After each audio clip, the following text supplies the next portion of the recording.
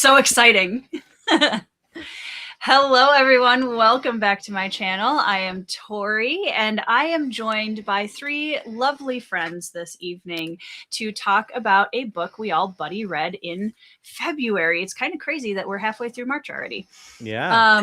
Black Sun Rising by C.S. Friedman. Which is book one in the Coldfire Trilogy. The first book was published in 1991, which I remember because that was the year I was born. So that's kind of cool. And yeah, we're going to do our non-spoiler overview first. So if you have not read this book, don't panic. We're gonna just give you a general overview first, and then we will let everyone know when it's time to jump into spoilers. But because Restream decided to take all of our name tags away, you don't know who anyone is. So I'm gonna let my guests introduce themselves, starting with John. Oh, you know what? First, I gotta do this. Let me see what I could do. I love it. That was great. My name is John, and my channel is Talking Story, and I'm so happy to be here. I was so excited to do this buddy read because Tori was so lovely to send me this book. So it was a lovely buddy read, and this book has all the things that I would love in a book. If from the 90s, that's my heyday. Like kind of a retake on the Faustian tale, one of my faves of all time. Vampires, that's my jam. It's kind of got that in there. Amazing world building. Past this prologue where the history and decisions are catching up with our characters, and they're all faced with dilemmas that they have to overcome. Quest story. It's got everything packed in there that you think would ring my bell over and over again for a winner. End scene. And then we're leaving it there for now. There are concepts and there are ideas and there are moments in this book that I truly do love. But it just for all the pieces that I thought I would be able to stack up and make a perfect tower and love it, it just didn't come together for me in that way. Okay, Joanna. Oh, you're muted. Somehow. Am I not muted now? There you go. Oh, yep, yay. Okay, my microphone mute button is pretty finicky. I have very similar feelings as John does. I have so much appreciation for this novel and what it's doing and what it's setting up. And I have some predictions of what it's setting up too, which I'm sure we'll get into in the spoiler section. And it's just very imaginative. I mean, this takes place like over a millennium into the future, and we are on a distant planet that humans have colonized, and there's this fey magic of that's very environmental, corresponds to the different aspects of the environment. It's so thought out. It is so detailed in its history and lore and magic, just incredible, vivid imagery in this story. And certainly, like what John said, it's a journey, it's a quest, but it's also an internal struggle, very psychological at times. And yet this story it failed to pull me in. It did. I did not emotionally connect to the story. I appreciate it. So I have a lot of positive things to say about it. And I anticipate we're going to have a fantastic discussion. I can't wait. I'm so excited. Yeah. But I think some of the choices in Friedman's writing style just didn't quite do it for me. It didn't quite work for me. And I did feel a little bit, I did feel distanced from the story at times.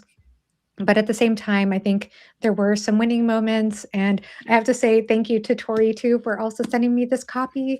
And I love the Michael Whalen art. It's gorgeous. Amazing. Yeah. He's and absolutely just perfect. Yeah. Yeah, somebody in the chat brought that up too. This is such a cool cover. It's definitely my favorite Michael Whalen cover, I think. Yeah. Amazingly beautiful.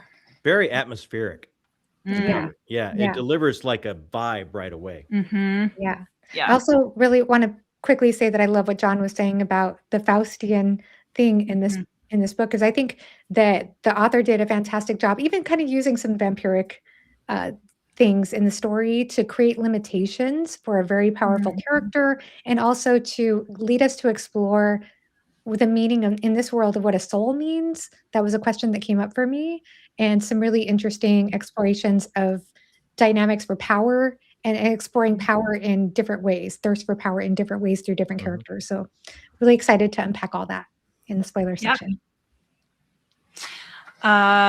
Anitha, to start you off, Evie says, I haven't read this book, but I support whatever Anitha says. Oh, here we go. Here we go. Oh, no. All right, Anitha, what is your general overview of the book? Okay. I mean, I cheated actually. We already know some of my thoughts. And I specifically told her not to tell any of you to keep you all in Perfect. suspense. Anyway, um, I mean, by the way, first, thanks to all of you for letting me join this buddy read and waiting for me for extra couple of weeks for the discussion. You're worth it. Yeah, Absolutely. absolutely. Yeah. I hope so, because this book definitely surprised me. At any point of time, I did not know how I'm going to feel about this book, because every day it changed. Maybe because I took so long to finish, I got very busy last couple of weeks. I read very little. Maybe because of that, but every day my it's like sine wave, you know. One day I felt like very good about this book. One day I was like, no, it's not for me. So first 100 pages of the book, first part of this book, the introduction, the setup, especially I love the idea of what it is doing actually. Mm-hmm. What the magic is set up, you know, this this magic is affected by human thoughts and emotions. The idea of it I loved actually. And initially first 100 pages I loved all characters. It was very surprising for me when John and Joanna mentioned that they are not like connected to any characters. I was like, what is happening? I liked everything. I am liking whatever is happening. And then part two started and my opinions kind of changed. We'll get into it in spoiler section. It will be very interesting, as Joanna said actually. Oh, okay. Great. So we have a pretty like just kind of all over the place. I love the sine wave day to day. I love that. I love that. That's awesome. Mhm. Yeah. So I might be the one of the four of us who liked it the most, I'm gathering, which surprised me. And I actually was talking to Nico, another booktube friend of ours, who had also read it, and he knew that Joanna and I were going to read it, and he predicted that I wasn't going to like it and Joanna was going to love it. Yeah. And we actually had like almost a complete opposite Yeah. experience, which surprised I think everybody involved. But the first 100 pages, I was more like the concept, like you guys, I was just like, the concept is so interesting, and she's writing it in such an atmospheric, engaging way, which I really loved. I didn't start really connecting with the characters until probably a third of the way through the book, halfway through the book. And then I continued to connect with them further and further as we got to the end. And the longer I've been away from this book, the more my brain is wanting to go back and dig into it more. So, which I love. I love reading books like that, where I'm already like, I kind of want to reread that, you know? Wow. And like John, there's a lot of stuff in this book. And I mean, for all three of you, like there's a lot of things in this book that check boxes for me, for sure. There's quite a bit of reluctant hero going on in here. There's a little bit of military fantasy. There's some dark fantasy, fae, vampire kind of stuff. So there's a lot of things in here that I love, and I appreciated the way that she utilized them in the story. So that's kind of my overview opinion of the book. You didn't mention the Motley Crew. I know it is a Motley Crew. It's like a small one. It's like a half to three quarters Motley Crew. I'll give it that. Yeah, it was a very interesting Motley Crew. But yeah, I think the themes were really on point for me, and that's what I was finding the most engaging, because there's a lot of things in this book that we'll get into in the spoiler section that I just love in fantasy, themes that I love exploring in fantasy, and this just kind of went all the way into a couple of them. So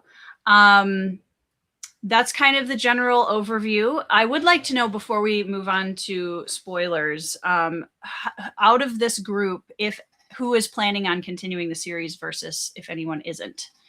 Is anyone not planning on continuing the series? I probably am not planning on Okay. continuing.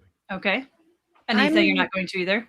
I haven't decided yet. Haven't I decided yet. finished it this morning and I did not process my thoughts. That's fair. It's a sine wave. It's a sine wave. How about you, Joanna? I'm thinking no. I am a little curious about a couple of things in the story at the end. Surprisingly, especially speaking of Nico, I did have a back and forth with Nico and afterwards, and we both had so much fun talking about this book back and forth. Yeah. Which was so funny because you said, "You're making me appreciate the book more," and you didn't like it. And I'm like, "You're making me appreciate the book more." So it was such a funny back and forth. But I happen to have access to the audiobooks, and I don't know if that's something I could possibly pick up at some point, or if I could process the audiobook, because audio with fantasy is very difficult for me on its own. Yeah. Audio But is decent actually. It is very it? accessible. At least I can follow, so you can easily follow. well, we'll see. Maybe. Yeah, so I might try out the audiobook for book 2. I might give it a shot. I won't guarantee I'll stick with it, but possibly. Yeah. We'll see. Yeah. Pete is actually right. This live show will determine the book's fate in Anita's. Hey, I support anyone's decision to read what they want to read. So I'm not going to like push anybody to continue if they're not loving it. But yeah, I will probably be starting book 2 probably by the end of March is my goal, is to continue the series. I love, by the way, that in this series, this is a weird nerdy thing, but book 3 is the shortest. And I actually love that. Yes. So I want to really quickly, before we switch over to spoilers, say hello to chat a little bit. Yeah. Would you want to go ahead, John? I might continue. I'm like Joanna. I'm a bit curious about some things. Sure. Yesterday, when I had like 90 pages left yesterday, I told everyone that I'll not continue. Today, as John and John said, there are interesting things at the end I'm curious about, so now I can decide. Yeah. But it'll be a while. I'm so stacked up, I might take a break. But I might come back to it because I've read book 1, like it only gets progressively better and better and better as it goes into the next couple books. Nico, I think, just finished book 2 recently, and he did like it. So I don't know. He said he liked book 1 a little bit better, but I don't know, like, until having read book 2, I'm not sure why exactly. So I think he gave book 2 5 stars. That yeah, his rating, I think I saw in Goodreads. I think I'm the only one who loved it, and I even have some caveats with that. I will say there are some things that I did not love about this book, which I'm sure nobody's going to guess what those things were. But Monty says this cover is one of the 2 most iconic covers ever. The other one is Frazetta's Conan the Adventurer. Cool. It is a great cover. I mean, it just tells you how powerful a good cover is. Because there's part of me that's like, gosh, I want to continue just because of the cover alone. Like, that's a ridiculous reason to want to continue a series. With this cover alone, he gave, at least he made me interested in knowing this character. Who is this character? I want to meet. Yes. Yes, this is a good thing to point out as well. There are 2 prequel, I think there's a novel and a novella, perhaps. I did not know one of them that. she released very recently. And one is about the initial when humans came to colonize the planet. Yeah. One is the adventure of this guy on the cover. Okay, cool. Yeah, I'll definitely be checking those out. Okay, so this is your warning, chat. And while we're here and I'm saying we're going to move to spoilers, please go down in the description box below and follow everybody if you're not already subscribed to their channels. So yeah, this is your last warning. All right, we're going to switch over to spoiler discussion. So let me switch our tag over here. And let's go in the opposite order. So Anitha, do you have something, since you are the agent of chaos, do you want to start us off with a comment? Where do I even start? Oh my God. Where do I even start? Characters, world, what I don't like? Anyway, How about maybe we should do that? Maybe we should do what we do like versus what didn't work for us. And we want to start with what we didn't like first and then end on a better note? I think that's a good idea. Okay. All right, Anita, hit us with it. Okay. Oh boy. I'm just trying to. There are so many things I don't like. Do you want me to come back to you? Maybe we should start with one. Just Start with one thing you don't like. Okay. First, let me start with Motley Crue. See, there are many Motley Crues where people don't get along actually, but there is kind of some development where they find some kind of peace. Until we reach this common goal, let's be friends. After that, in this also there are dialogues too which indicate that. Even there is a scene, one-on-one conversation, but even then it did not happen. Even at the end of the scene, I'll kill you after the end of this. I understand both of these two characters having completely from different ends of the morality line. One wants to hunt this person, and this other person. We are in spoilers, we can mention. Gerald Tarrant is completely, he lacks humanity. He literally hunts people, and terrifies them. So I understand the moral differences, but I did not like the execution of it. The continuous thought, we were in Damien's head many times. That is the most repeated POV, but that continuous repetition of I am going to kill you in every time we come across this POV, that bothered me a lot. Initially, when we were introduced, I liked Damien, but by the end, I started hating him. Stop. I was like, it grated on me so much. And at the end actually, but finally happened at the end when finally Gerald Tarrant rescued him. That's when he was like, okay, now I'm loyal. Now there is a reluctant peace with him. But until then, he did not understand when Siani was being loyal to Gerard Tennant. Until he had the personal experience, he did not accept that. So I did not actually. First, he started as a good character for me, but I did not enjoy his character because of that repetition of there is no. How do I put it? It too frigid for me. There is no development. That's my biggest problem with all characters actually. Initially on paper, the idea of the characters I really liked. Even Sensei, when he was introduced, I understand the obsession with power. To him, there is no character development at all throughout the journey actually. Whenever his POV is there, it's the same repetition of I want the power, I want the power. There is no change actually. There is no development. There is no growth. That is my first biggest complaint. We can talk about it before I jump on to my next complaint.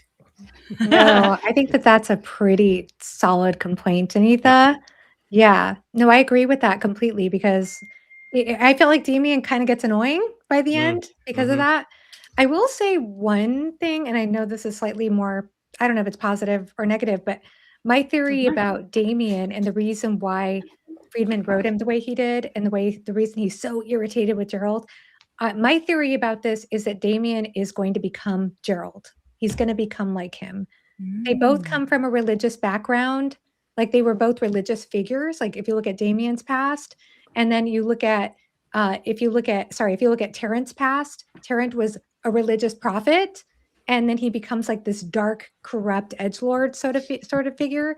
I feel like with Damien, everything, the evil, pervasive evil theme that he represents, that Gerald represents to Damien, is this shadow aspect that is coming alive in Damien's consciousness. And that's my theory for the series, is that Damien is slowly being corrupted to, like, he's trying to fight and hold on to his like identity of being this virtuous, good person. And he's grating up against it all the time, every time he thinks about Gerald. But my theory is that over time, he's going to become more corrupt and become more like Damien by the end of the trilogy.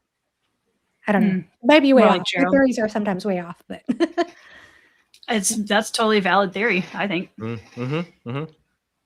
Yeah, but no, I agree with you. I think that's absolutely the case. Mhm. And I know, Anita, I know that you're big on like characters having an arc and having a transformation. So I could see that being an issue too. John, Anybody want to go next? I know you've been chomping at the bit over there. I could see it. Okay. I'm gonna tag team off of what Anita says started here, and for me, part of what an aspect of this that I should really love is like a recontextualizer or reworking of the Faustus tale. Mm-hmm. So, like Anita says, I can understand the obsessive drive for power. I can understand that type of story. How much of yourself will you leverage to obtain what your obsession is? Where will it take you as a character? It's going to be fun to watch this. What happened for me during this is that we created a world vastly far away from Earth and humanity, and we amped up the Faustus story to the point where every single character we were following was obsessed with something. I had no juxtaposition from the human experience and what one person is. Sure. You know, every single one of them wanted the power. Every single one of them wanted to bring, they all wanted to metamorphosize into something else, and they would leverage themselves to get there. And it almost got to the point where it's like, I got it, you know. And it's like, it just wouldn't let up in that way. And it started to stilt the character growth for me, because that's the one thing we kept bumping up against is, okay, this character is going to come to a horrible end because they gave themselves up on this path to power. This character is going to give himself up a little bit to follow this character to get to protect the woman he loves. And why does he love her so fast? Couldn't really understand that. There's a lot here character-wise I don't really understand. It was just, I need them to be here for the theme. So this is where they are. And it's like, I got it. It seemed to just be amped up to the point where it went into overload for me. Can I piggyback off that? Go right ahead. Because that's actually one of my, I think it's somewhat related to this, John, but that's actually one of my issues with the writing style, is that I felt, and I don't know if it's exactly related, but it feels like it's adjacent to what you're saying.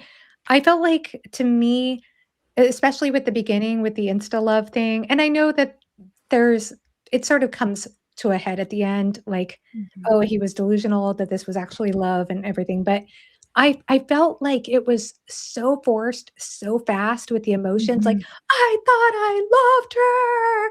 Yeah. And I felt like the writing style itself was trying so hard to be like dramatic, like one word sentences. Yeah. And this choppy writing style. So I'm going to give an example of what I mean. Like, there's a passage, hold on a second. Let me pull this up on my computer really quickly. There's a passage here, and it's like despair, period. And then there's this part where it says startled, comma, she looked up at him, period. Deep into his eyes, period. No assessment there this time, only wonder, period. And not a little fear, period. It's like those 1, 2, 3, 4 sentences could have been one sentence. Yeah. Startled, she looked up at him, deep into his eyes, no assessment that there is time, only wonder, and not a little fear. That could have been one sentence, and it's chopped up into 4 different sentences.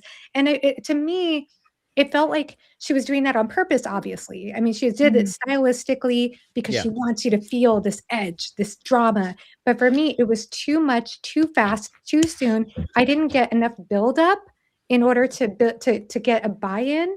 And therefore, I just felt more distanced and detached at the beginning than I did connected to what's going on. And then, it did feel kind of obvious, like Sensei dying. I mean, I don't know if he's dead. I guess that is a little questionable, but his deterioration was, I predicted that quite a bit earlier. And it was set up. I mean, someone said in the comment as well, the character is set up like that.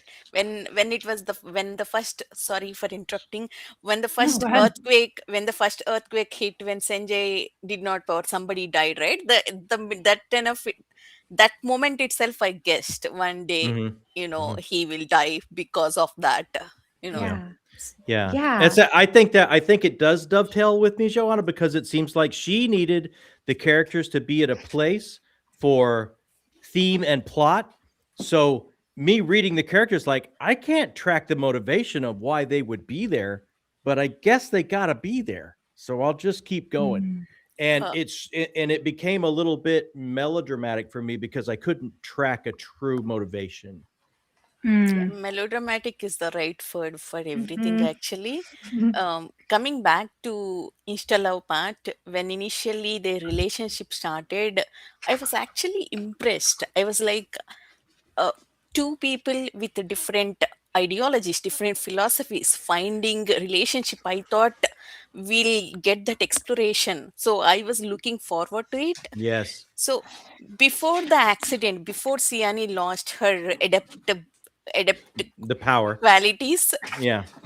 itself, she had that I mean, there was information. She was full person, she was whole person, she already went to Rocklands. But at the end, Damien saying, I did not know because she did not have that memory. It doesn't Mhm. make sense to me. It just, the Mhm. breakup has to happen. That's why dialogues were there. It felt like Mhm. that, actually. Mhm. Mm. Yeah. Mhm. But I love the prologue. The prologue is Oh my great. God. The Amazing. Yes. past, the prologue is great. The atmosphere is great. And then he hits the town and the philosophy's at war with the main priest of the temple Mhm. here that he's coming into town with. I thought they were going to go off together and it was going to be a battle between these two philosophies of how they see their religion. And it's like, I was really like all in on this. And Yeah. then it just went somewhere else that That Mhm. didn't prologue work for me. Yeah. was on fire. I Yes. thought, like, when I read the prologue, I'm like, "Oh my god, this is gonna be a new favorite book." I mean, I Yes. was so in on that Yeah. prologue. Yeah. Yeah. Go ahead, Tori. Yeah, no, I think it's interesting because I always wonder, like, when you read any book, there are books that you've read just before it, and I always wonder like how that affects the reading experience, because I read a few fantasy books prior to this that were very modern, formulaic, like Mm. just not giving me anything new kind of thing. And so I think going back to this, I remember reading the prologue and getting into the first few chapters of the story, and the writing style, I was like, oh, thank goodness. Yeah. Like it was, and I actually like sometimes a switch up on that like choppier writing style where it's a little bit more punchy and a little bit more because it makes me slow down, which Mhm. I Really? like. Oh Huh. yeah, where I'll slow down and I'm like, okay, I'm taking each of these pieces and I'm just thinking about each of them separately. And I think Huh. sometimes when we have sentences that, and this is my writer nerd coming out a little bit, but when you have sentences that flow all the way through, sometimes I tend to just kind of gloss over the whole thing and it's one big soup, Mm. right? So I do actually like sometimes when the prose pulls apart a little bit and it forces me to take it piece by piece and really like visualize more what I'm reading.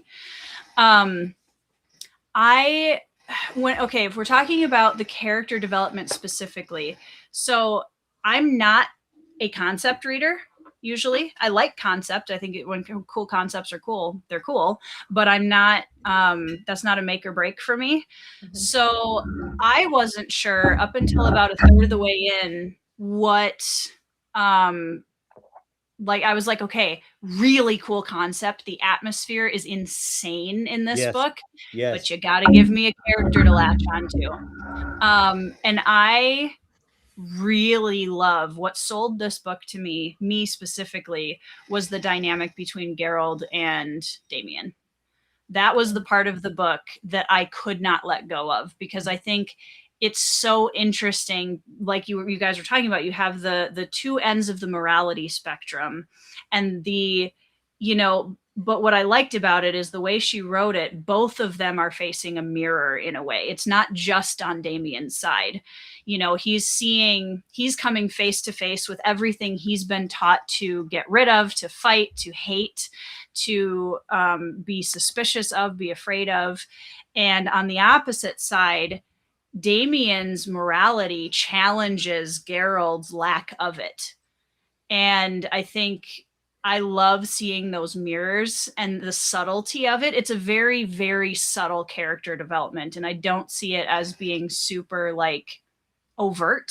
if that makes sense. And I don't know where she's going to go with the rest of the trilogy, and the way she ends, that dynamic is going to make or break the series for me. I can already tell. So I do think that it's kind of a subtle, like, the two of them having this, and it does feel slow, but I was in the mood to slow down when I read this, so I don't think it dragged for me maybe as much. Sorry, go ahead, Anitha.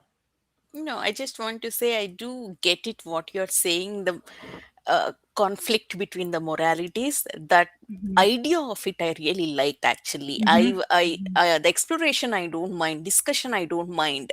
Instead of what we got was one-sided, I hate you, I'm going to kill you. That's what I did not like. I would have preferred an exploration, debates Right. or some kind of discussion on that.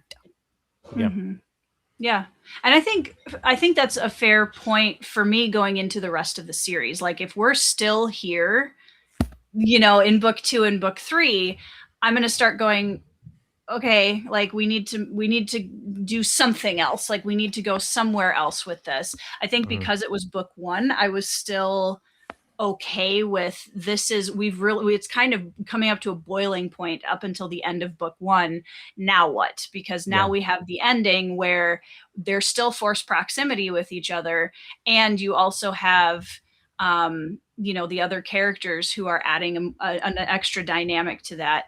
And yeah, I do want to say too, I actually thought Siani was not a throwaway female character, which was something for the time this book was written. I've read other books around this era that are just like cardboard cutout, absolutely point. I thought she was going to die. I was so sure she was going to die, and it was going to be the fridging situation, right? And if that had happened, I would have been furious because I'd have been like, of course. That's where my biggest complaint. Actually, I did not want to start this, but this is my biggest complaint. See, when Siani was introduced, she was like she was the favorite character for me. She's capable, she's practical. I wasn't expecting that. I was very impressed actually. But then once the journey started, not one guy, not two guys, all three guys, I am coming to save her. And even at least, I have to give credit where credit is due. There is no love triangle. All three have different motivations. That I really appreciate. I really liked. Yeah. But my problem is in every POV, mostly Damien's POV, but even Sinjay's POV, we got every scene, whatever happens, whatever the problem they faced, Siani is trembling. Siani trembled. Siani's hands are shaking. That's the only thing we got. Entire 300 pages. I was like so frustrated. Oh my god, I get it. You were protective about the character, but there is nothing to the other that character other than just be part of the journey and just tremble. Actually, Yeah. I understand the trauma. Actually, she's the one who went to Rocklands before. She's the one who faced many negotiations. She already know the culture, but she lost the memory and she lost her power. There is a lot of trauma. That exploration of trauma, I would have preferred. Instead of just saying Siani is trembling. That, I mean, again, everything, the idea is there, execution is where it fell for me. Yeah. So I just want to say that I think Anita, you said all of that so much better than I could have, but I also add that in that regard, I do feel that Siani's character, it was a little bit borderline fridging, I would say, because the thematic exploration of this story was mostly in the male characters, I would say. And they were in a lot relation to her, but it was mostly a male character exploration, which I was warned that was the case. I know Nico told me, he's like, this is very much about a male lens, which is interesting because it's a female author. But yeah, I think that Anita, you said that. I think time it was written probably had a pretty big effect something to on do that, with it, to be honest, for sure. Could be. Yeah. I do agree with you, Tori, that I think the relationship between Damon and Geralt is the most interesting. That mirror aspect I do like quite a bit. And I do think Geralt has the most movement as far as character goes by the end. But it's like, here's another little But this, again, the quest for like this whole world revolves around, and I love, in a way, I like the concept where they set up like technologically, it's just completely stilted for this many thousands of years because you can manipulate things and have the power. I love that, and at the same thing, it made all the characters kind of come from the same box for me. So it's like it was problematic. But the other kind of situation I had was this magic. I felt there was so much of it going on. There was the Fae, there was the Dark Fae. There's the rules involved of how Geralt leveraged his family and sacrificed them to obtain immortality and be like this Dracula type character. There's the rules of the first people living on this planet that evolutionarily were changed by our own thought processes.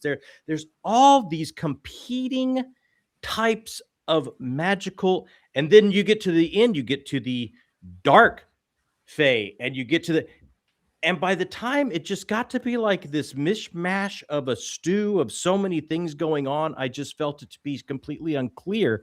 And it continually pulled me out of the book to the very point where it's like the ending, which should have had the most impact for me for the whole book. It's that Chekhov's gun thing. If you show a gun in Act 1, it better go off by Act 3. And Geralt walks that poor woman home and says, I will never hurt you in Act 1. And then you have your Mephistopheles demon character at the end, put them in the forest together, and he's not fed for all of these months, and he's in front. I'm sorry, all the rules you set up, he should have eaten this little girl like she was a Cadbury cream egg, and he didn't. But I'm pulled out of it going, wait a minute, what rule was this? Was it the rules of his? I mean, it's all along the trip, all along the quest. He was like, I have to feed her. I'll be really cranky in the morning and you won't be able to control me. It's like, you haven't fed for how long? Why didn't you eat this girl like a Cadbury cream egg? And then you have to pull yourself back and decide to go on this journey to find your humanity. It's like, there are so many different steps and rules of magic competing with each other that I just thought it became a mishmash for me. Oh my And gosh, it continually pulled me out of the story of, wait a minute, wouldn't this work this way? And I started feeling like I need to keep. It pulled me out. I got so confused with some of the magic, and I was talking about this with Nico too, because I was like, I'm not the type of reader where I need everything to explained. I don't really vibe with hard magic systems or anything like that. But some of the things magically were so confusing to me that it just like, it's what you're saying, John. Like it was confusing to me. I'm like, well, what's affecting this and this and this?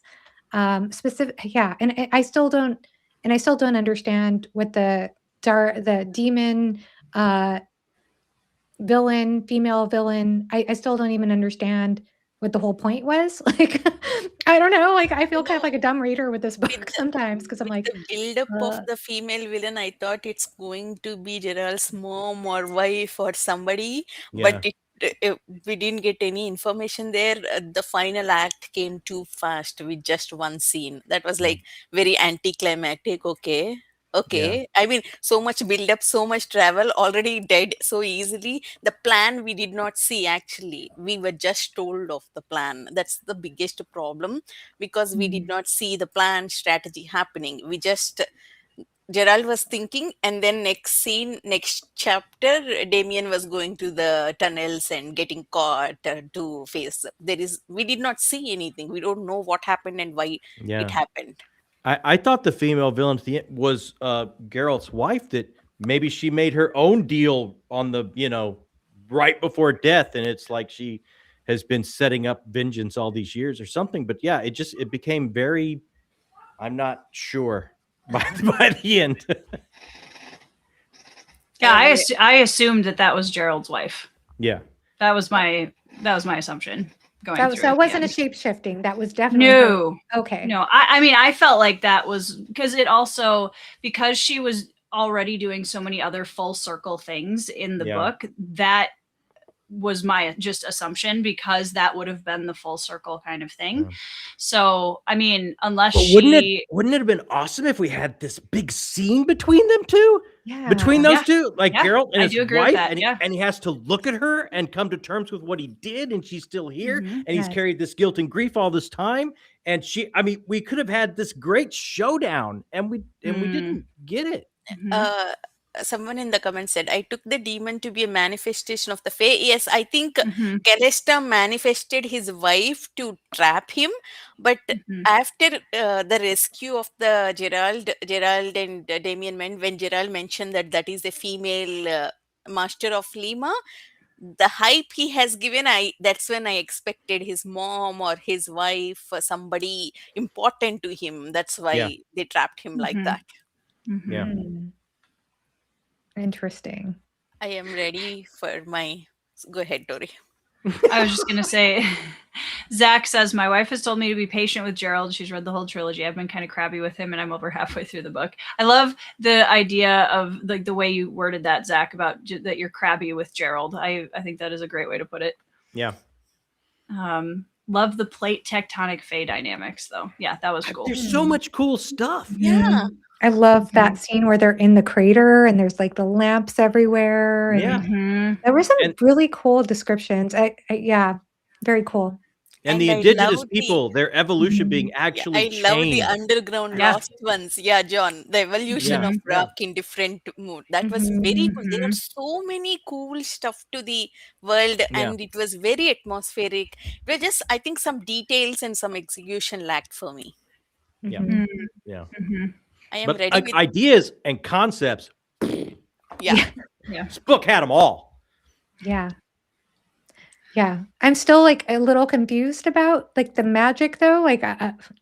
So the Fae feeds on human emotion. Mhm. Can somebody explain that to me? Like, is that right? Like it feeds on human emotion, and so That's you're what I got. more if you're Yeah. in a vulnerable, dark psychological place, you're prey to the Fae. Is that correct? Mhm. So I Mhm. guess I'm just so confused. Like, how is it that humans have been on this planet for as long as they have and been able to adapt? Because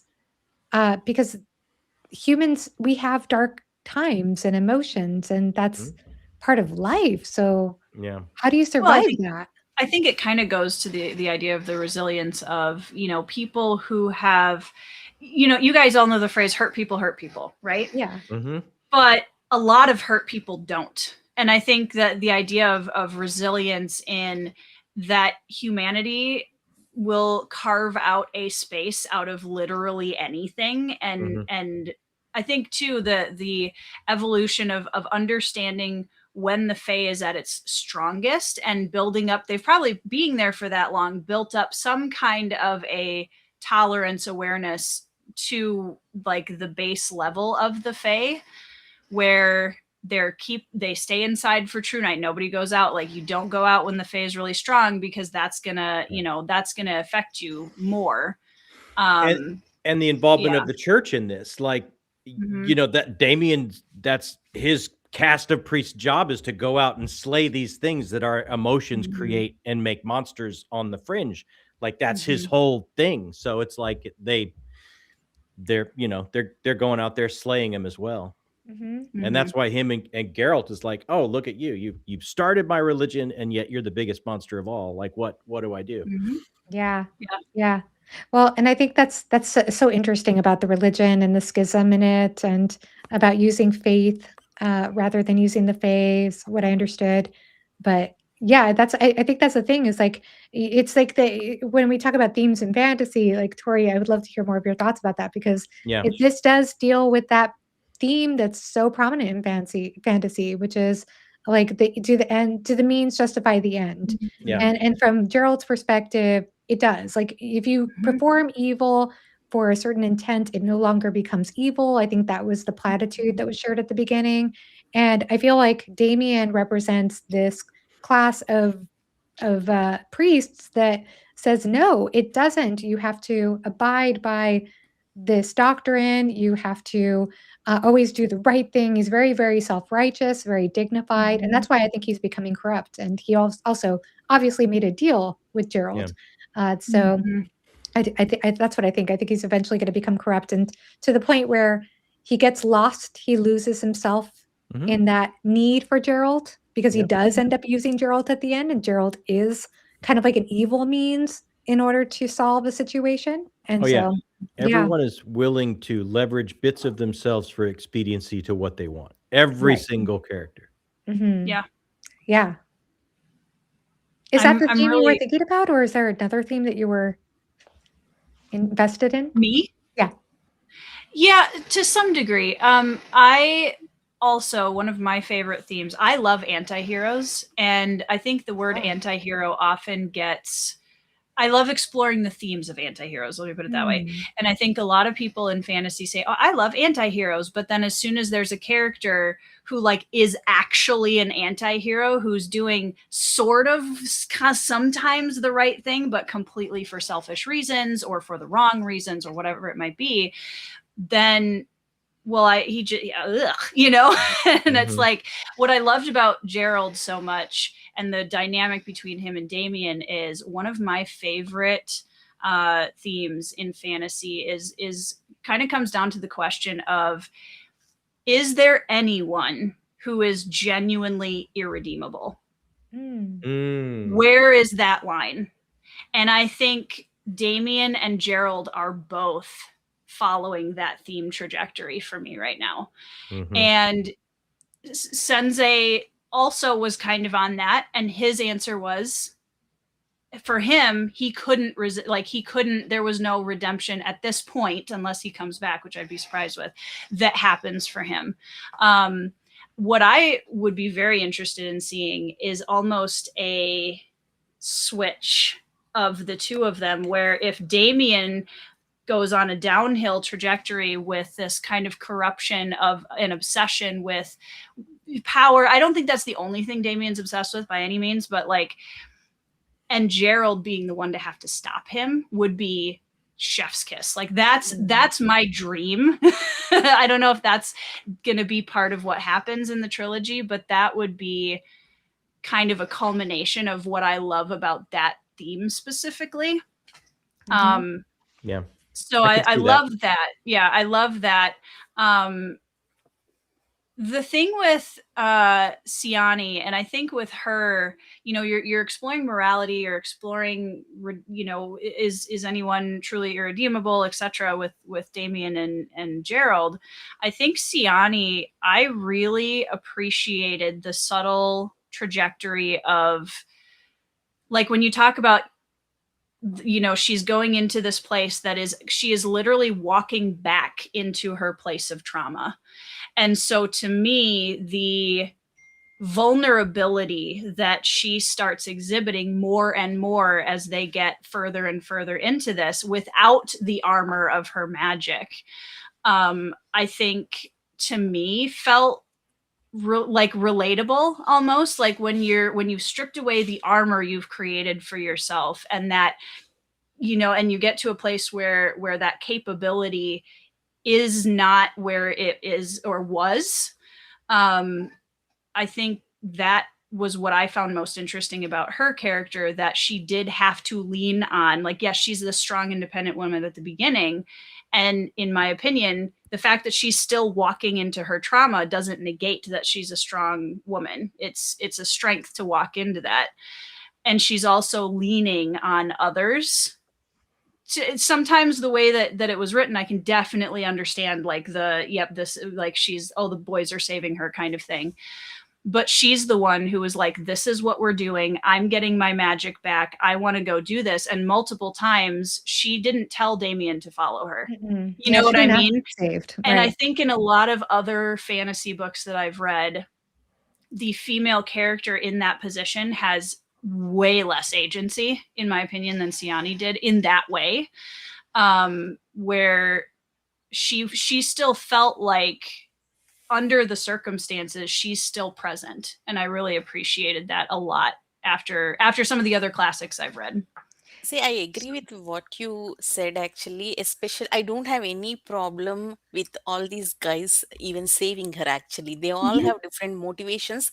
That part was well done. My only problem was how Shiani was shown in the later part of the journey. That Mm. I wish there are better dialogues or better scenes other than Mhm. just her shaking. We don't see Mm. anything. That's my only problem. Other than that, Siani definitely have agency, because Yeah. even through Damien's eyes or Sanjay's eyes, we were told how smart she is, how she is Mhm. coping up with. I wish we were shown that Seen it instead more. of telling Yeah. that. That's all. Yeah. And coming back to what John and Joanna were saying about religion and our humans interacting with Fae, I mean, I need to be very careful here, because in last week, one of the Alan Sprints, I did mention this, but at the time I was only 70 pages into this. I did mention what I wasn't liking. Mm, not everyone reacted well, actually, fans of this book. So, see, Uh-oh. I want people to remember that I am from different side of the world. My history is different. My history with colonization is completely different. Maybe that shaped my thought process. So Mm. even though as humans we collectively colonize other planet, I wouldn't be okay with it, actually. So when Mm. we are colonizing other planet, I would rather humans find some balance, to Mm. coexist with Fae instead of, completely destroying them. So one of the I think in the beginning of the book, first few chapters itself, Damien says something like, if we kill all this Fae, it's better. Mhm. Basically, Mm. he wants Mhm. Erna to be something like Earth, no Fae Mhm. Mhm. interaction. And Right. I wouldn't be okay with something like that. Mhm. So in later part of the, I think, Heseth or someone mentions that, uh, uh, I think Damon was pushing her to do something, and Heseth says that, look what became of you. You are like Mhm. struggling with all these Fey demons because of, pushing Fey, like Mhm. trying to manipulate the Fey. We don't do that. We coexist with that. Yeah. So I I kind of want, uh, maybe the plot or Damien's philosophy to understand that, to go that way. Maybe in future books Mhm. it will go that way. Mhm. In this Mhm. book, as long as Damien's philosophy is that kill all face, turn Anna to Earths, like make another Earth, I wouldn't be okay with that. Mhm. Mhm. Mhm. Mm, Yeah. interesting. How do you feel then about the adept magic? Because the adepts are manipulating the Fae. Mhm. See, as long as they're manipulating to make their lives easier, like Siani does in the beginning, I don't Mhm. have any problem. Ah. As long as they're like, like doing that to get like extra power, like Gerard does. I mean, that is interesting because I don't hate Gerard, but as long as as long as they don't manipulate it to get extra power, to create unnecessary demons, to terrify people, I don't have any problem with that. As long as they find balance, to respect the magic, to Mhm. respect what exists in this planet and coexist with that, I prefer it that way. Yeah. Mm. It's Yeah. so Interesting. interesting because it's like Yeah. it would be interesting if that was explored too. Like Yeah. as far as Mhm. like an Yeah. environmental theme, like the ecosystem relies on the Fae, so Mhm. destroying it would destroy the world in a way. Mhm. Mhm. Mhm. Mhm. Yeah. And the other part is like Anita says, the fans of the book weren't overly kind. I can totally see people loving this book. I can see Yeah. there being Mhm. fans because the ideas and the concepts and the atmosphere and there's so many. It's got so many amazing things going for it. I think we sometimes can lose track of. This is just how it hit me at Right. this time. I Yeah. could read this at another time in my life and it'd be my favorite book. I can totally see how it is some people's Mhm. faves. I can totally get it. It's highly creative. I agree. Yeah. Yeah. Yeah. I think I've become more critical over the last few years, and I feel kind of like I do wonder about that too. But there is certainly a lot to appreciate. I did wonder too with Siani, just going back to that character, if it almost built up, and not to say that Friedman wasn't trying to make this character really interesting and rich just on her own independently of Damien, but I did Mhm. feel at the same time like her building this character up was also a way of making Damien seem more heroic. Like the fact that he would fall madly in love right away with a very independent woman, powerful woman, and also that she happens to be a 70-year-old hottie, like showing all these virtues for a man. She's not just some young damsel in distress at the beginning. That's not what he fell in love with. He fell in love with the powerhouse of a woman who is aged and experienced. So I feel like I feel like she did a lot to build up Damien's character in this heroic role, which is why I really do think, especially with what you're loving about the anti-hero thing, I really think that might be the direction. I mean, I could be way off. I am the worst. And I don't see Damien as a hero character. Well, I think no. What I'm saying is she starts out building him that way at the beginning. I think that the trajectory is going towards anti-hero. That's what I see. Well, I think it's really interesting, like when you're talking about that, his relationship to Siana specifically, I actually think it's really interesting because, like you said, at the beginning he falls in love with her with the magic, and she's this really independent, like, business owner woman, and then as we get through the book and that vulnerability in her comes out more and more, what do you notice about Damien's attraction to her? It starts to wane. You know what I mean? It starts to wane. And I feel like that in and of itself is a character flaw in Damien, where maybe he's seeing a part of her that is attractive to him. And that's what he's like, ooh, I like that. And that's why later on he's like, was that actually love? Because maybe it was, well, in my opinion, it wasn't. But like going back to that and seeing her challenging her trauma and walking back into that and not losing, but not having that same mantle for a while. And Damien's like, meh. That's also an interesting character flaw trajectory, I think, for him. And it's also interesting because we get the impression that Gerald, what's hard to know, because I haven't read the prequel novella, so who knows, but it sounds like Gerald as a human, before he did the Faustian deal, so to speak, it seems like he had a very rich, complex, emotional life. And he was, I mean, like, according to his wife in the prologue, it seemed like he did a lot of sacrifice for the church. He was trying to do a lot of important reforms before he sacrificed her. And then it's also interesting because, my goodness, in that prologue, is she ever beholden to him and just thinks the world of her husband? Like, she's so in love with him, and if anything happened to him, she would do anything for him. And so it's I can't, like I said, I just can't help but feel like there's some kind of parallel between the journey of what Damien's going on and Gerald. Like I said, I could be totally off because I'm honestly the worst when it comes to plot predictions, but I could see the flip-flop between Geralt and Damien too, because I mean, another character flaw with Damien is he is very attached to his ideology, to a flaw. Like, he can find no cooperative nature with anyone else's ideas or the viewpoints. He is very, very cut off, almost to a fanatical level of what his belief system is. Yes, very dogmatic. Yeah, really interesting. People like that, it's very easy to switch to the other side. Little push, just a little push. Just one event is enough. Absolutely. And that descent could be crazy fun to read. Like, it could be. I can really absolutely see why people love it. Well, and what I wonder about, and I know I alluded to this earlier, but with the whole Faustian deal that Damien made, he chose to have all this power, but the one thing is that he must hold on to his soul. So it makes me wonder, what is a soul in this world? Is there an afterlife? Like, how does the soul function? I'm so curious about that. And there again, you have the contrast, right, between Damien, who's like, I have to hang on to my soul, versus Geralt, who gave his away. Quote unquote, right?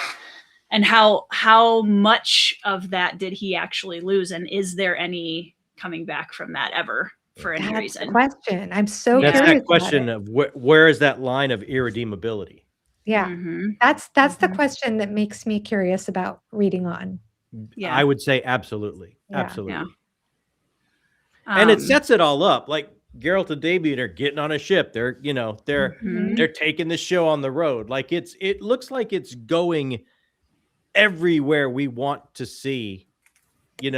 I mean, she has it Mhm. set up going exactly where I would like to go. Yeah. That's why I say I wouldn't come back to it. Probably just Yeah. not right away. Yeah, Yeah. Gerald is by far my favorite character in this book. Yeah, I will say same. that. Same. It is Yeah, most compelling. yeah. I love that because as I was reading, I don't know if you guys had this experience, but I got to a certain part about 3/4 of the way through the book where I was like really rooting for Gerald, and I gave myself a hard stop, and I was like, hold on. What are you doing? I feel like this is a problem that I'm like wanting to see Gerald. So like for me, John, that last scene with the woman that he promised that he wouldn't, I loved that scene because to me that showed me the arc that he'd had through the book. Yeah. That showed me that like I love a character like an anti-hero or a villain who has a moral line somewhere, right? I get that. I totally get that, and I think that's what she's going for. Yeah, just didn't land for you the same way. I just tend to be a little bit on the darker side of the street, and I would love for him to have like snapped her off like a Slim Jim. John.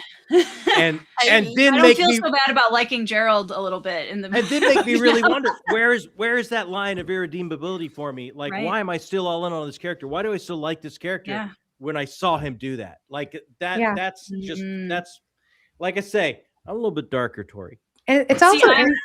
I'm a noble dark. You're a grim dark. Oh yeah, it's also interesting because Gerald chooses to take the life of that boy who loses his consciousness or whatever as like as a mercy killing, and not telling the mom is a mercy killing. Really interesting choice there. I also want to say this really quickly because I was talking back and forth with Nico, and I kept on accidentally saying Damien when I meant Gerald.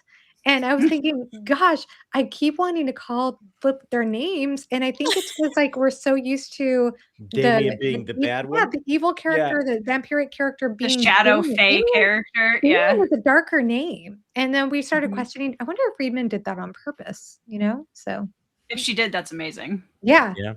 Yeah. I love that Joanna is so fixed on this theory, and she even get confused between them. I know, and I'm always wrong. That's the funny thing is I get these wild theories, and then I'm always wrong. So I'm not the best with plot. I don't know. I could see it. I can see it too. Yeah, there is the possibility of it, but we are not sure if Friedman go in that direction. Yeah. There is definitely a possibility. Well, and this is the first thing I've ever read from Friedman too. So I feel like when it's an author that you've read a lot more, you can predict the plot a little easier sometimes because like that author's kind of flavor. For sure. Like I just had a conversation with somebody 2 days ago about what Pierce Brown is going to do in Red God. And I feel like my plot predictions are a lot more likely in that arena than something like this because I don't know Friedman as well yet. And I know what I'd like to see her do. And if she does, I'm going to be so excited. Yeah. But she might not. And I don't know. Yeah. So interesting. Well, Tori, you will have to tell us. Yes, you'll probably be read it and be like, so you guys might want to continue.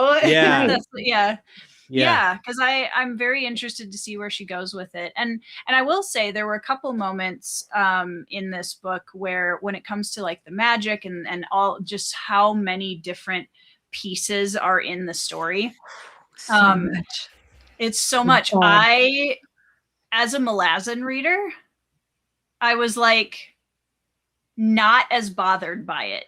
Like that it was in the same space of my brain, if that makes sense, where I just kind of let go. I could see that. And I was like, okay, so there's fae going on. Cool. There's magic stuff. Cool. And for me, it's a lot easier for me to do that because I'm like, I literally characters can save anything for me. So like, because I latched onto the character arc and I liked it and it checked boxes of what I wanted to experience in this book, I think a lot of that I was just okay with. Yeah, I don't really know 100% what's going on here, but I'm okay with that. Yeah. So That's so interesting. Yeah. I mean, she has ideas for days. Oh Like my she gosh, For just sure. yeah. I Yeah. agree. It's an ambitious book. Mhm. And like Super I said, ambitious. it's strange too. Like I'm going back to the question you said about how other reads affect how we Mm, experience things. Like I don't have a good answer for this because yeah. I like when I was reading this, and I said this in my wrap up because I read this at the same time as I read The Remains of the Day by Ishiguro, and that's Mm, one that Le Guin hated. Like she said that it was basically using the fantasy conventions in like almost like a shallow way, in almost like a, I, yeah, I, and I thought it was Buried Giant or Remains of the Day. sorry? Anyway, Not go Buried Remains of ahead. the Day, Giant. sorry, The Buried Giant. The Buried Giant. Oh, Oh, sure, Buried sure. Very Giant, giant. which is Okay. yeah, so sorry, I mixed up titles. The Buried Giant, which I read at the same time, and that yeah, this one Le Guin hated and said that that Ishiguro was almost like not being serious with the fantasy genre. Mm, And I know some people, I'm just saying this from the buddy read I had, maybe didn't connect to that book as much because it doesn't go as in depth with the character. It's far sure. more, he's far more, what's the right word? In some ways subdued, I guess, or not. I don't know if Mm, that's the right word, but he's far more like it's more about what he doesn't say than what he says yeah. in his writing. And yet for me, that book, like somebody could argue it's way more about the themes than it is about the world building or magic or the character depth. And yet for Mhm. me, that book got me to think about like what is my most cherished memory with my husband Mm, Mm. and like some of the most important questions I've never thought about before.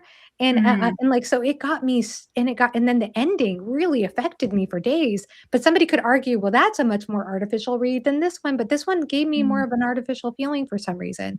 And Yeah. mm, yet, like, I love books lately that seem like they should be more so than this. Like, I've been also mm. loving Tanith Lee lately, who wrote Yeah. in the 90s and 80s, and her books are not necessarily the most in-depth when it comes to characters. But yeah, I don't know. I don't know what it was about this one that didn't quite check the boxes for me. But at the same time, like I still have such appreciation for what she was doing. Like there is Yeah. so much ambition in the world Absolutely. building. My goodness.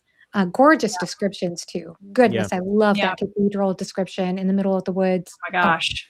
Yeah. Yeah. The Well, and that atmosphere is was great. something. Yeah.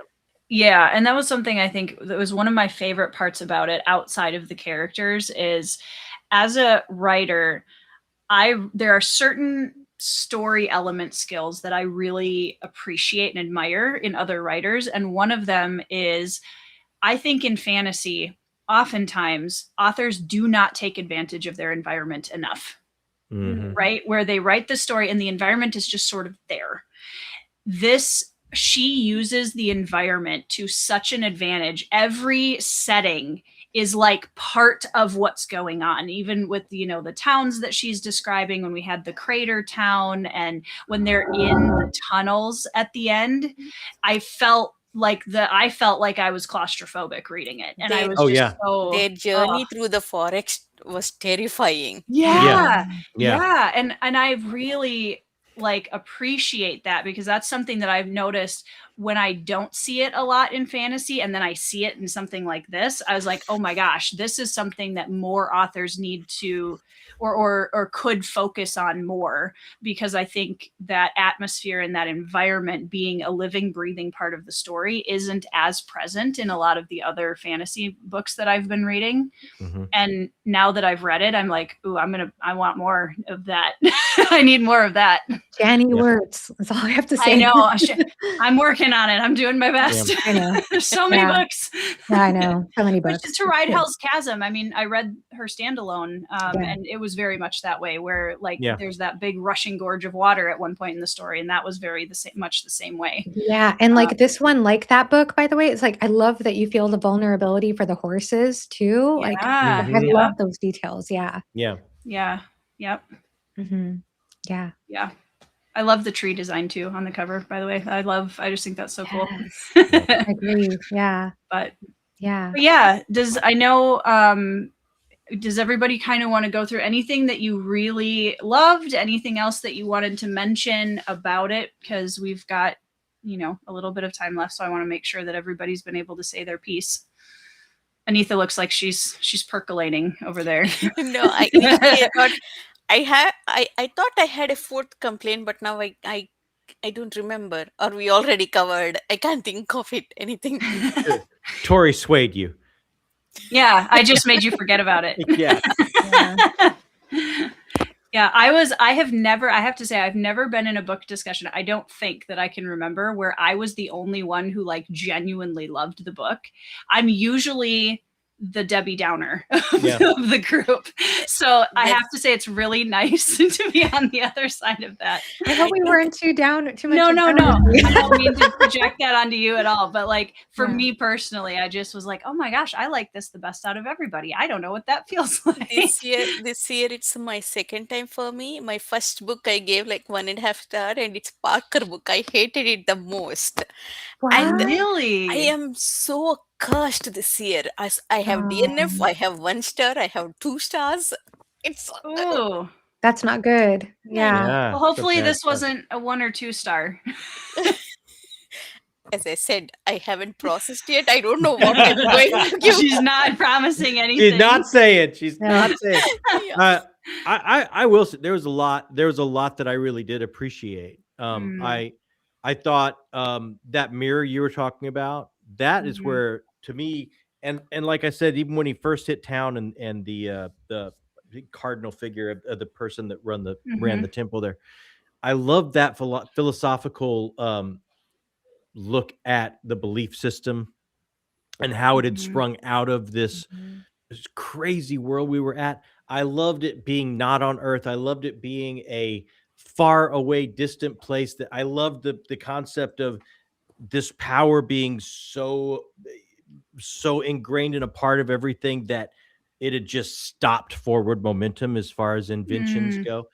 I love the atmosphere. That prologue was, I thought, breathtaking. I thought that did the Faust situation beautifully and even amped it up to the point where I was like, how do you possibly come back from this?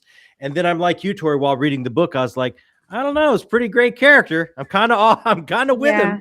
You know? Am I okay? Yeah, am I all right? So there's a lot to love here. There really is. I can absolutely see, and I wouldn't be surprised if I would read it later and have an entirely different take on it. But for some reason, right now, it did not come together. That's fair. Yeah. I'm exactly. Gosh, I just feel like I'm going to be an echo, but so much I appreciate about this book. Again, totally loved hearing your thoughts. By the way, all three of you. But also, Same. I totally appreciate also how much you love the book, Tori, and what you have to say about it too. And it makes me want to read book 2 right away. Yeah, no. I am curious. Like there are things about the book that left me intrigued. Yeah.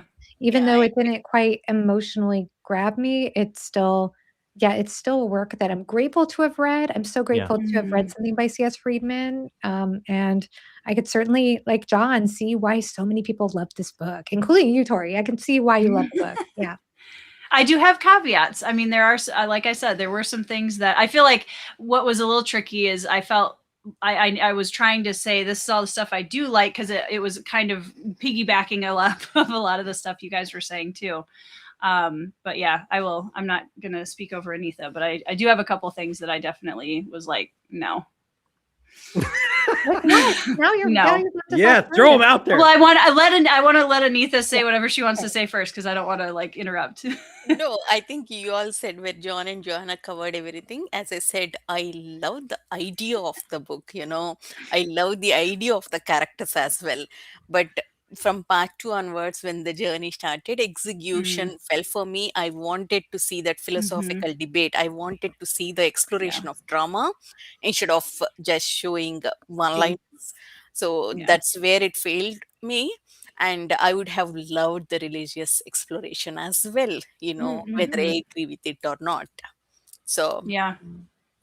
I anticipate that expanding in book 2 a lot. That's what I'm very curious to see where she goes with that. Because I could also see Gerald and Damien having to combine forces against something, which I also wouldn't hate, I don't think.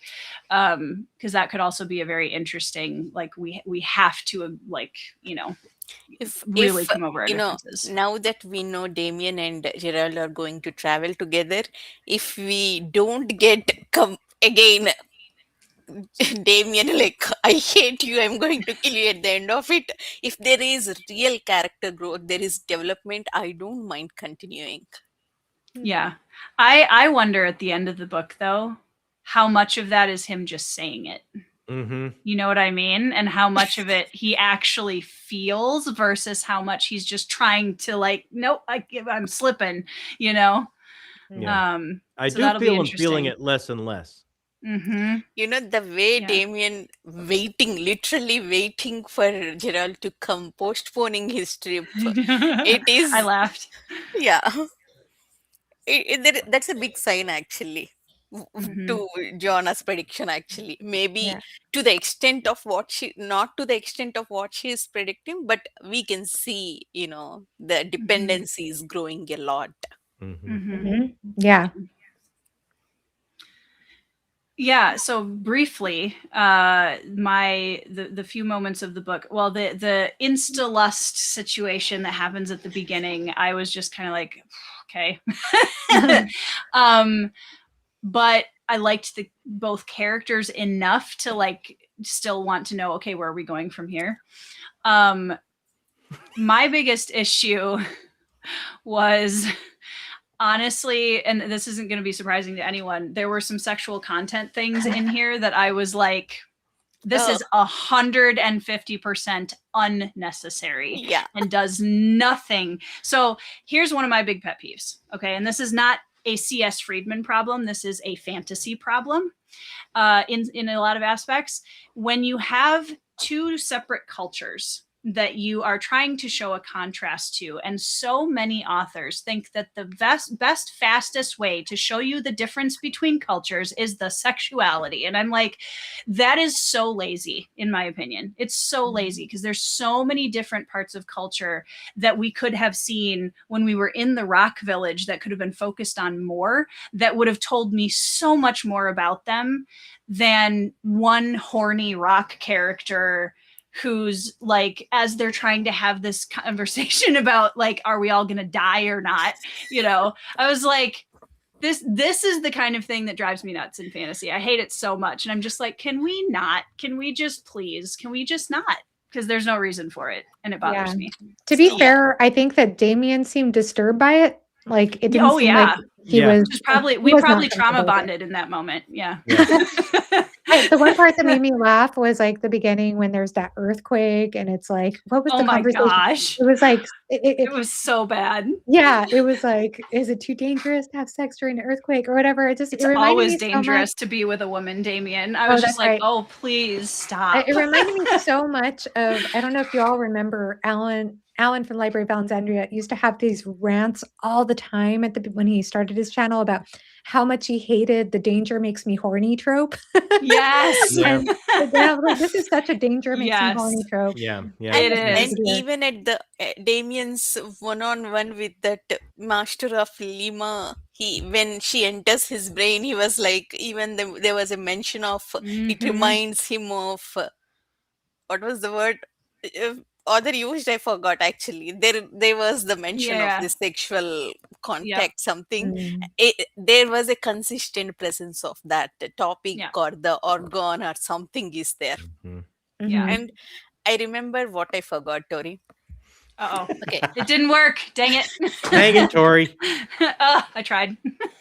Okay. In the beginning of the book, two things I absolutely loved. One, the breakup between Sanjay and Alicia, like Oh, how yeah, yeah. well it was done. Mhm. What a healthy breakup it was. All the right words, all the right things to focus on. I was very impressed. So that kind of set me up for I have like too many good expectations at that point. And Yeah. another thing is how Damien and Siani's how do I relationship began. I did not look at it as insta love. I looked at it as how do I say, casual dating. And Mhm. that's how I Definitely. understood actually. Mhm. That's why I was impressed actually. Oh my god, it's not insta love. They were not talking about love. They're just two adults Yeah. just deciding to casually date. Until Siani's accident, then Damien actually realized he's in love with The her and care. all.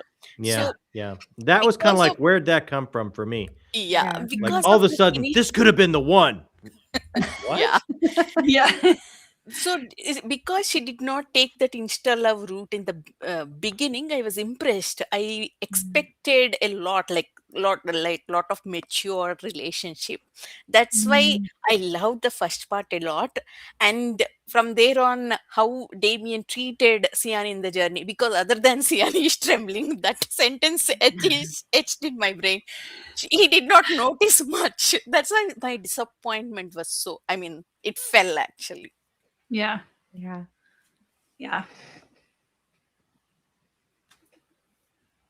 I'm just checking to see if anybody had any. I wanted to see if there were any comments I wanted to pull up really quick. I will say, and I do agree with this to a point, Rogue, for sure, because I was definitely thinking about that as I was reading it.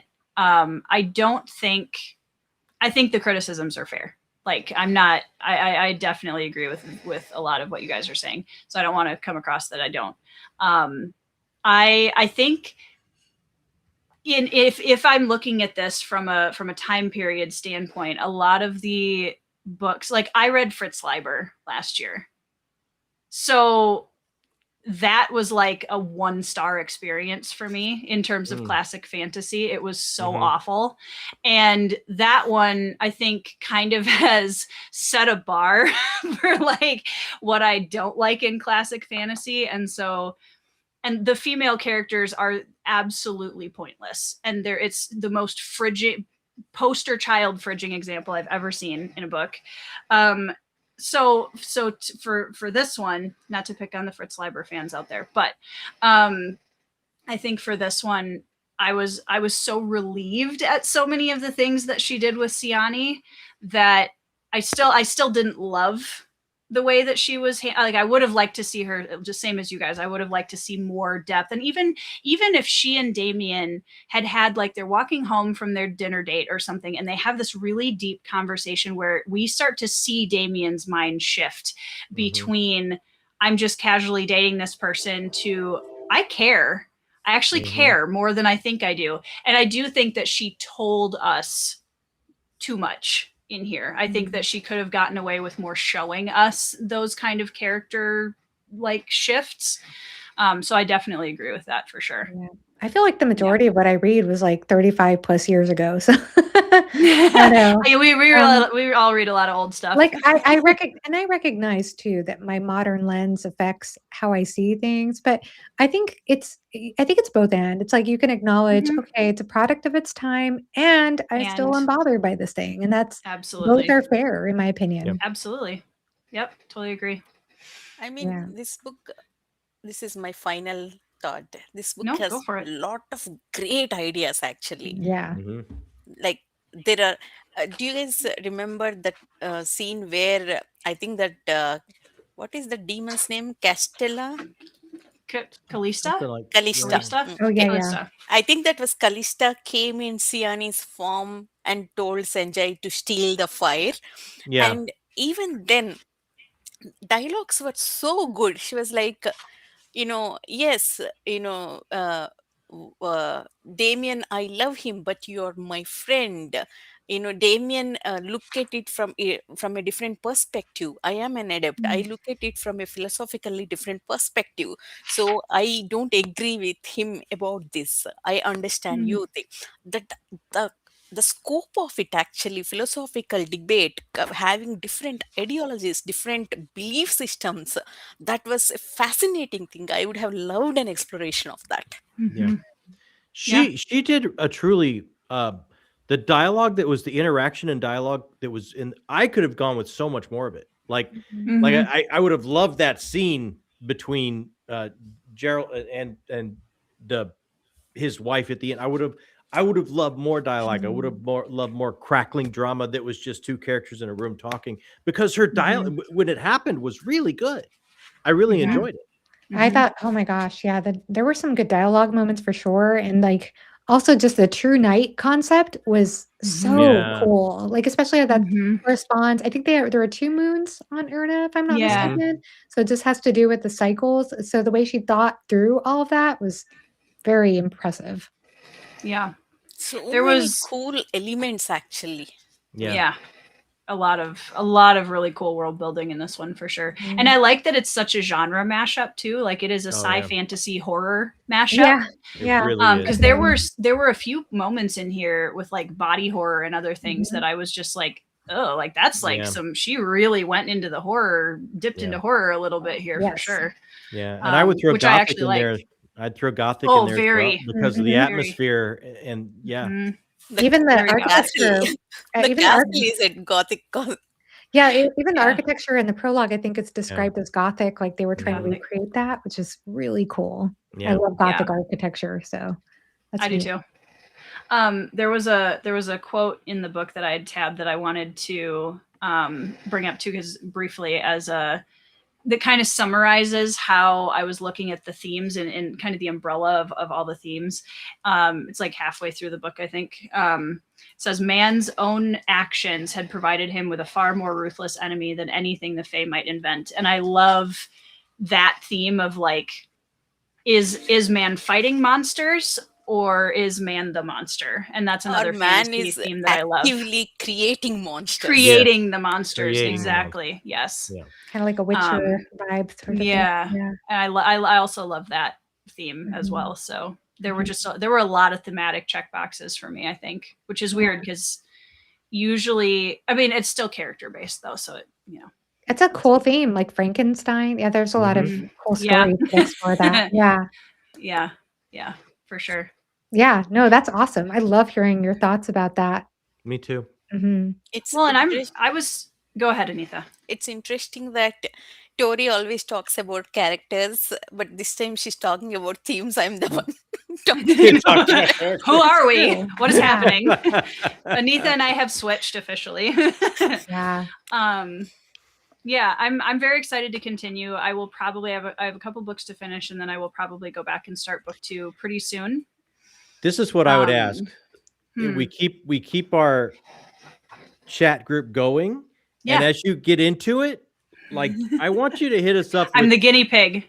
Yes. You're the scout. You're going first. Yeah. See, but the problem is if I'm like, oh my gosh, you guys, I think this goes in a really interesting direction that you guys would all like. And then you read it and you're like, this is garbage. See, that's why, I mean, I'm tempted to say that if you wait another month, maybe I would join for book 2. But if I don't like it, if I DNF, it's for you unnecessary waiting. So I don't want to say that. Well, part of that is because I'm on a mission this year to actually finish series. So hard. And that's something I am really not good at. And I have more book 1s on my shelves. It's ridiculous. I have something like 70 or 80 book 1s in a series on my shelves.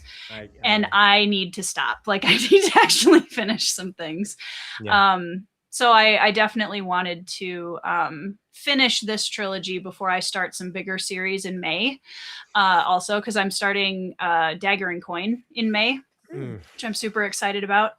So, but I will definitely let you guys know. And I would love if you're watching the replay or you're in the chat and you have more thoughts that you want to leave for us down in the comments below, please feel free to do that. And also make sure you're subscribed to everybody that's listed down in the description box. I always forget to do that at the end. But I really appreciate you guys too. I've been really looking forward to this discussion since we started talking about it. Me too. And I love when you have such a wide range of experiences with the book because it inevitably draws out so many more things about it that can be an interesting discussion point. I love that we all have different problems. We all have different, what we liked is different. So we covered almost everything in the book. Yeah. It's amazing. True. Yeah. And I had a really fun time buddy reading this with you guys. And I definitely would love to buddy, whether it's more of this series or something else in the future, we should definitely do it again. 100%. Absolutely. Yes. Absolutely. Yeah. On board. For sure. Cool. All right, guys. Any closing thoughts? Otherwise, we'll end it there. You did it all, feeling Tori. like they've said everything. Yes. Well, I just showed up and hosted. That's it. Yeah, but thank you guys so much for hanging out with us in the chat. If you're watching the replay, we love you too. And yeah, I hope you guys are having a fantastic week. I hope you're reading some 5-star reads, whether it's this one or something else. And we will see you in our next videos.